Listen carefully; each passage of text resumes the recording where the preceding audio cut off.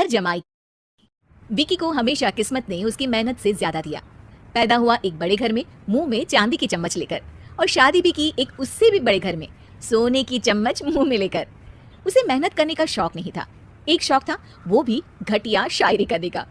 उसकी हर बात शायराना ही होती थी। जैसे कि एक दिन, दूर से देखा तो चांद पे दाग था, दूर से देखा तो चांद पे दाग था, पास से देखा साबुन का छाग था। ठोको ताली। अरे ऐसी शायरी करोगे तो ताली तो पता नहीं, कोई तुमको ही ठोक देगा। शायरी वो बिल्ली है जो किसी का भी रास्ता रोक दे, और क्या मैं किल हूँ जो कोई मुझे ठोक दे। मुझे तो आपसे बात ही नहीं करनी।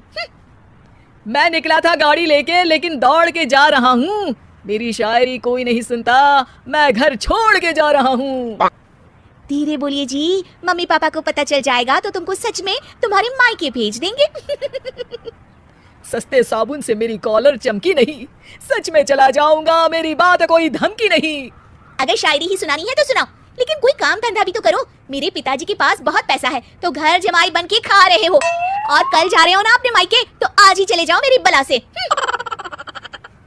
हमें तो अपनों ने लूटा, गैरों में कहाँ दम था हमें। अरे चुप हो जाओ, तुमको मिर्जा गालिब की कसम। अरे जाना है तो जाओ, लेकिन पहले मेरे मम्मी पापा से मिलकर जाओ, वरना वो क्या सोचेंगे।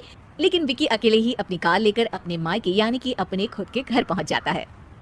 अरे बेटा, तू अचानक, बहू कैसी है? अरे माँ, बहू तो बिल्कुल बदल गई है, मुर्गी हाथ से निकल गई है।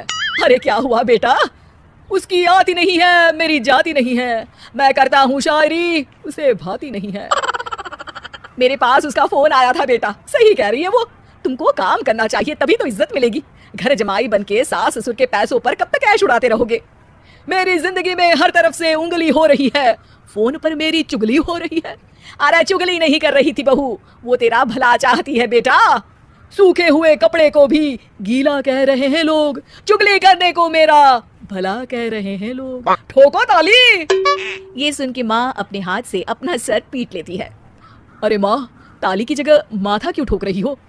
बेटा तू ना आराम कर, तेरे पिताजी भी आने वाले हैं, खाना लगा देती हूँ। विकी अपने घर भी दिन भर टीवी देखता है, तरह तरह का खाना खाता है, दोपहर तक सोता है, चाय पीता है, वीडियो गेम खेलता है, बस काम करने नहीं जाता। घर में नौकर चाकर है तो बिस्तर से हिलने तक की जरूरत नहीं पड़ती।